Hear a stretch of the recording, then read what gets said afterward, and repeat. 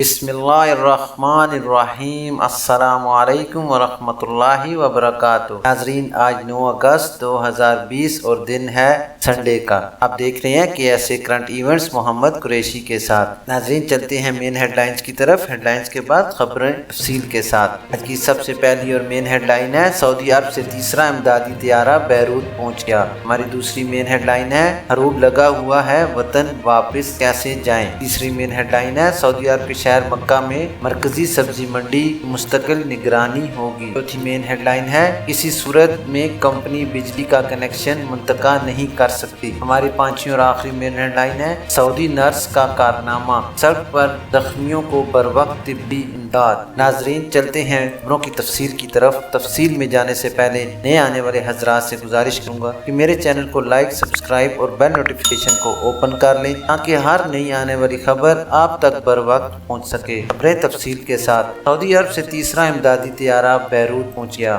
سعودی عرب میں شاہ سلمان امدادی مرکز کے تحت ثانیہ بیروت کے متاثرین کے لیے امدادی سامان لے کر تیسرا طیارہ ہفتے کی صبح بیروت پہنچا۔ قبل ازیں جمعے کو 2 طیارے 120 ٹن سے زیادہ امدادی سامان لے کر بیروت رفیق الحریری انٹرنیشنل ایئرپورٹ پر پہنچے تھے۔ سعودی خبر رساں ایجنسی SPA کے مطابق سلمان بن عبدالعزیز کی جانب سے خصوصی شاہی فرمان جاری کیا گیا تھا۔ اس میں کہا گیا تھا کہ بیروت کی بندرگاہ پر ہونے والے خوفناک دھماکے کے بعد متاثرہ لبنانی عوام کے لیے فوری امدادی مہم کا آغاز کیا جائے۔ شاہ سلمان بن عبدالعزیز خصوصی ہدایات پر عمل کرتے ہوئے فوری طور پر شاہ سلمان امدادی مرکز کے تحت امدادی اشیاء کی ترسیل کا آغاز کیا گیا تھا۔ امدادی سرگرمیوں کے حوالے سے مرکز کے مشیر ڈاکٹر علی الغامدی نے مزید بتایا کہ مملکت سے بیروت کے لیے روانہ کیے جانے والے امدادی سامان کی تیسری کھیپ میں وینٹیلیٹرز، ایمرجنسی کے لیے درکار انتظامی طبی یونٹ کے آلات، اینٹی بایوٹک ادویات، درد کم کرنے والے مسکن ادویات، جراثیم کشن مواد، حفاظتی ماسک کے علاوہ بے گھر افراد کے لیے خیمے، کمبل، اشیاء خوردنوش کے علاوہ ڈسپوزیبل برتن اور دیگر اشیاء شامل ہیں۔ شاہ سلمان مرکز برائے امداد و انسانی خدمات کے نگران اعلیٰ ڈاکٹر محمد عبداللہ عبدالعزیز نے اس سے پہلے کہا تھا، سعودی عرب ہمیشہ اپنے برادر اور دوست ممالک کی مشتری میں ان کے ساتھ ہوتا ہے۔ شاہ سلمان امدادی مرکز ثانیہ بیروت کے حوالے سے ہر طرح کی امداد فراہم کرنے کے لیے تیار ہے۔ ناظرین، چلتے ہیں اپنی دوسری خبر کی ڈیٹیل کی طرف۔ سعودی عرب میں حروب لگا ہوا ہے، وطن واپس کیسے جائیں۔ سعودی عرب میں کرونا وائرس کے پھیلاؤ کو روکنے کے لیے نافذ لاک ڈاؤن کے خاتمے کے بعد حالات بتدریج معمول پر آ رہے ہیں۔ تاہم بین الاقوامی پروازوں کی بحالی کے حوالے سے اب تک کوئی سرکاری اعلان نہیں کیا گیا۔ ایویشن ذرائع کا کہنا ہے کہ جیسے ہی حکام کی جانب سے اس بارے میں احکامات جاری ہوں گے، مطلع کر دیا جائے گا۔ قائرین نے اقامے اور خروج نہائی کے حوالے سے مزید سوالات بھیجے ہیں، جن میں عامر شہزاد کا سوال ہے، میرا خروج نہائی 5 اپریل کو ختم ہو گیا تھا اور 15 اپریل کو میری فلائٹ تھی، لیکن فلائٹ بند ہونے کی وجہ سے نہیں جا سکا۔ اب میرا ویزا 20 اگست تک بڑھ گیا ہے، کیا میں جا سکتا ہوں؟ دوسرا یہ معلوم کرنا ہے کہ دوبارہ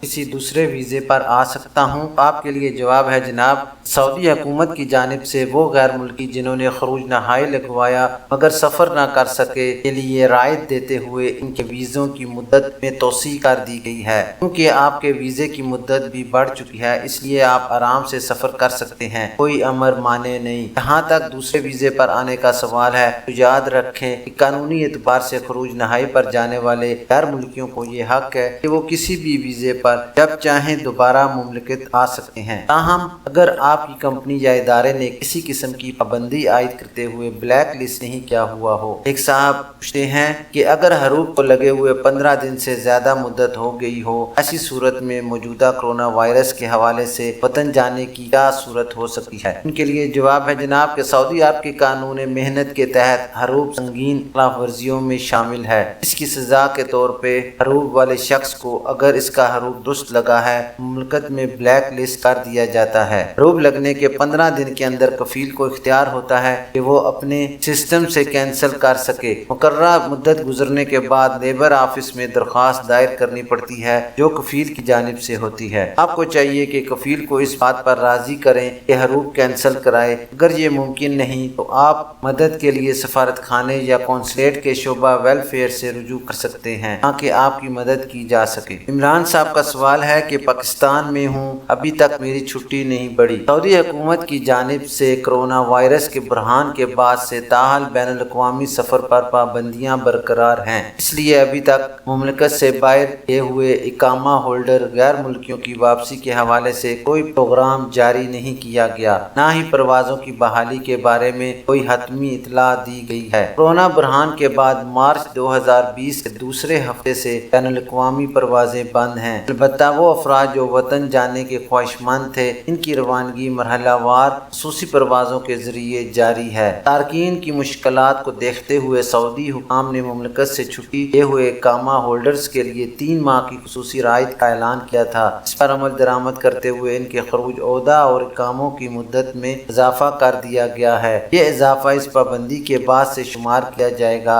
جو مارچ میں پروازوں کی بندش کے بعد لگائی گئی تھی۔ حکام کا کہنا ہے کہ جب تک پروازیں بحال نہیں ہوتی اس بارے میں رپورٹس کے حوالے سے جائزہ لینے کے بعد مزید احکامات جاری کیے جائیں گے۔ جہاں تک آپ کے ویزے کے حوالے سے بات ہے تو وہ مقررہ مدت تک کے لیے بڑھایا جائے گا، تاہم پروازیں کھلنے کے بعد اس بارے میں حتمی اعلان کیا جائے گا جس میں اس طریقہ کار کی وضاحت کی جائے گی جو غیر ملکیوں کی واپسی سے متعلق ہو۔ علی رضا صاحب کا سوال ہے 3 ماہ کے لیے جو ایکسٹینشن دی گئی ہے وہ تمام لوگوں کے لیے ہے؟ ان کے لیے جواب ہے جناب کہ سعودی حکومت کی جانب سے غیر ملکیوں کے لیے دی جانے والی دوسری رعایت ان تارکین کے لیے ہے جو خروج عہدہ پر مملکت سے باہر گئے ہوئے ہیں یا وہ افراد جو وزٹ ویزوں پر مملکت میں مقیم ہیں۔ ان کے علاوہ ایسے تارکین جن کے خروج عہدہ لگے ہوئے تھے مگر پروازوں کی عدم دستیابی کی وجہ سے وہ سفر نہیں کر سکے، یا وہ غیر ملکی جنہوں نے خروج نہائی فائنل ایگزٹ گائے تھے مگر فلائٹ نہ ملنے کی وجہ سے نہیں جا سکے، ایسے تمام غیر ملکیوں کے ویزے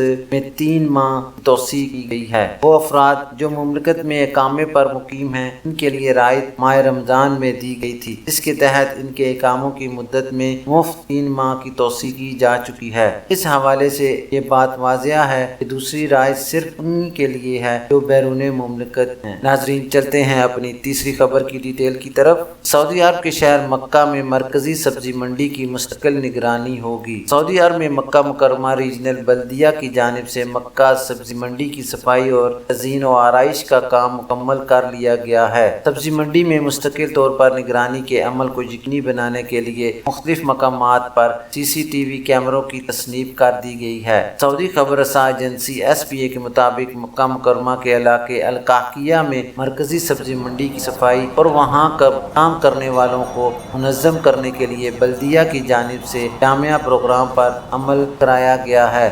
منڈی کی راہداریوں کی مخصوص طرز پر از سر نو تعمیر کی گئی ہے جس کا مقصد منڈی میں صفائی کے عمل کو بہتر بنانا ہے تاکہ زمین پر وائرس کی افزائش کو ہر طرح سے روکا جا سکے۔